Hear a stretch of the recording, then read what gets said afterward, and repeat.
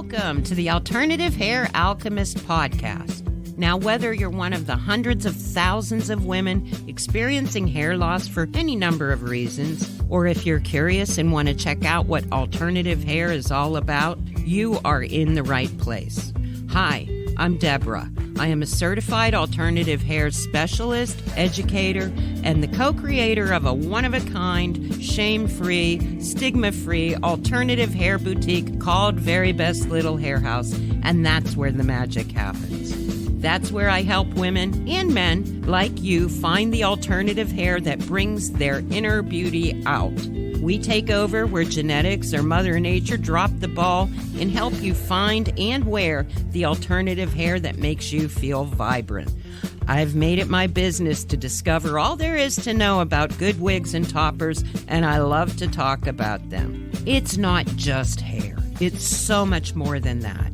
This is about feeling complete, and if alternative hair is the way for you to do that, I got you covered. Yeah, it sucks when you see your scalp shining through your hair, but you know what? There is joy in finding the right alternative hair, trust me. It can be overwhelming at first. I mean, where do you start? Wig, topper? Oh my God, will somebody know? What if my wig falls off? First of all, take a deep breath, I got you covered. This podcast addresses all things alternative hair. It's not always as easy as just finding a wig and putting it on, so I'm going to give you a tell-it-like-it-is viewpoint from what I see firsthand. I've been through it all: stress, hair loss, alopecia, chemo. So I started my own journey about 20 years ago, and at that time I had nobody to talk to or get advice from, so I am here for you. And I can tell you this, even on my best natural hair day, I never looked or felt as confident as I do in my alternative hair. And now, after 5 years of helping people in my shop get over that fear and get out there, I am bringing this to you to inspire, empower, and educate you. It's simple. When you look good, you feel even better. And if alternative hair is part of that confidence, who cares if you grew it or if you bought it? Forget your grandma's wig and prepare to look red carpet gorgeous. Time to end this shame and stigma. Life is too short not to love who you are, and I want you to get excited about the possibilities. So grab your headphones, feel the love I am sending your way, and let's do this. Hello, everyone. Welcome to this week's Alternative Hair Alchemist podcast.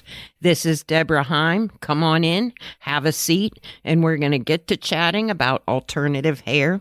Think of me as your alternative hair bestie.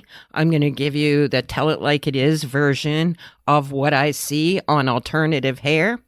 And this week, I'm going to start by talking about readiness. Yes, are you ready for alternative hair? Because it takes a degree of readiness to learn about it, to actually wear it, and to be successful. And I've been doing this for 5 years now, and I see people that are not ready very little in my shop, because being different from the type of wig shop where you just come look around and buy, or you tell them, look, I want a brown topper, and they sell you that. I'm different in that I am like here to talk to you, take your vibe in, match you up with the dream alternative hair that fits you, not just what you think you want. So I work by appointment, and when people call me for appointments, I have a screening process because I don't want to waste my time or theirs. Sometimes when you think you're ready for a wig, there's a lot of experimentation that needs to happen. And sometimes if you are not ready for alternative hair, and denial can be sneaky and take sneaky forms, you could have the most perfect wig in the world on, and you'll be going, it looks like a wig. Trust me, I've seen it. In fact, for a first visit, I talk to the person, ask them what's going on, and it's crazy because they always want to give me the reason or the cause or what have you, and sometimes even in the shop, they'll want to go into what treatments they've gone through or whatever, and I just kind of go, whoa, whoa, whoa. It doesn't matter because the solution is right here. And that is another thing, I see people waiting until they get a diagnosis or they're going through a treatment or whatever. And the thing that I want to convey to you is that don't wait, because when you get that hair that makes you feel great, you are going to be so glad you did. And the one thing to keep in mind is a wig is not a lifetime commitment. Okay, you can get a wig and maybe it turns out that it wasn't the best wig in the world, but that's the beauty of it. It's a wig. You can get another. And when I say the word wig, I also mean the word topper. I'm trying to remember to use just the word piece, as in hair piece, so that when I say piece, then we'll both know it's either a topper or a wig. So now that we have that cleared up, you can have more than one piece in your wardrobe, and that is thoroughly what I advocate. It just streamlines your ease of wear and your alternative hair wardrobe when you have more than one. And future episodes, I will give you some of my strategies for success, but for right now, we'll continue on readiness. Like I said, if you are not ready, no wig in the world will look great. Now, sometimes after coming to my shop, I can tell a couple wigs into it. If everything on the person's head is like, no, no, no, no, then sometimes I'll hold it to a stop, talk to the person, and we will reorient and start over, because there are times that I have had persons say they are ready for a wig, but when they get in there, when push comes to shove, combination of the fear, what have you, it comes up. But I don't force anybody. Like, I want you to be full body yes or not at all. Another thing I have seen in my shop is that somebody will make an appointment for either their mother, their sister, their friend, or what have you, and the person begrudgingly comes along, but then when they get there, I can kind of tell that it isn't readiness level yet. And you know what? That's okay. I tell people when they come to my shop the first time, hey, we've got an hour. We're going to try on several. You may not find anything that you love this visit, and sometimes it takes more than one visit, so we get that covered right away. And like I said, I totally get it. I have been through this myself. On the one hand, it's not a lifetime commitment, but on the other hand, I realize it is a big decision. But when you're making it with me in my shop or with my guidance, trust me, when you get down to it, it will be which one do I want or which two do I want, not, oh gosh, they come through the door wondering if they're going to find anything at all. And actually, at the end of the visit, the opposite tends to be the truth. One of the things I see that kind of makes me question whether readiness is there or not is that with every piece, the person will be like, that's too much hair, as in the title of my book, because I wrote it about this thing where when you have hair loss, you slowly get used to yourself with like no hair, very little hair, so that any alternative hair you put on, even when it's an appropriate amount, will seem to be too much hair. Now, they are coming out. Almost everybody has a really nice low-density choice in a wig, which is what you're going to be most comfortable with if you are an alternative hair wearer that's replacing a great deal of hair loss. But I want to make it clear, if you're shopping at home and you're getting things in, do not confuse too much hair with a normal, healthy amount of hair. And that's something only you can decide. I get people that want very little hair, some people that like big hair, but one thing I do see in common is the tendency to think that wigs have too much hair, when the thing you need to pay attention to is that you've gotten used to a less than normal amount of hair. One of the things I've noticed in some of the alternative hair resale groups is it will be the same person time after time selling a wig. And that always makes me wonder if the problem is perhaps not readiness. It could be that, and it also could be lack of education of what alternative hair works for you. And if that is the case, then educate yourself. Find places that are going to give you the accurate information, because sometimes people that are not having success with wigs are probably not the best people to get an accurate answer from.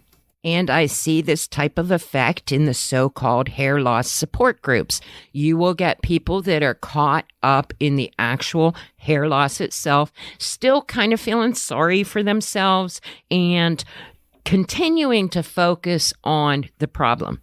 Now, one of the things that we know about healing from anything is to continue to focus on something that's happening isn't really going to help it. So you want to be aware and catch yourself if you start feeling bad for yourself or start to feel down because you are losing hair.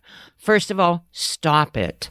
Don't feel bad about it. It is nothing to feel bad about. And find yourself a source of support, like a truly supportive group. You can find mine, Wise Wig Advice and Solutions, on Facebook, and join that. Start hanging around supportive, positive people. If nothing else, think of me cheerleading you on. I want to hear about how it's going for you. Stop by the website, find me on social media, send me a picture, let me know what's going on. I seriously would love to hear from you. I do mean that sincerely. And another reason you might want to keep tabs on me on social media is because coming up in about a month or two, I am planning a master class that will be a 3-part series. First part will be readiness, second will be choosing, and the third part will be success in alternative hair. So keep that in mind and watch for it. The biggest obstacle I have to that right now is the tech, but I'm working on it. So I want you to know that and keep it in mind. So if you are one of the ones that has decided you are ready and you've started your alternative hair journey, I advise you to just embrace it. Then as you go along, know it's a growing experience and that you probably will make mistakes.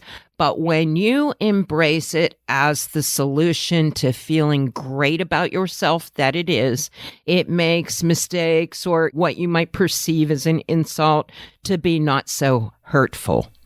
And when you get empowered and you love what you're doing and love how you feel, you will get to where I am, where it's like your feelings just aren't hurtable.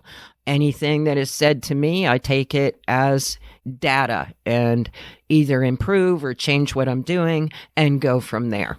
One thing I remind people with hair loss when they're choosing their wig is to a certain extent, you want to think of it as an item of function rather than fashion.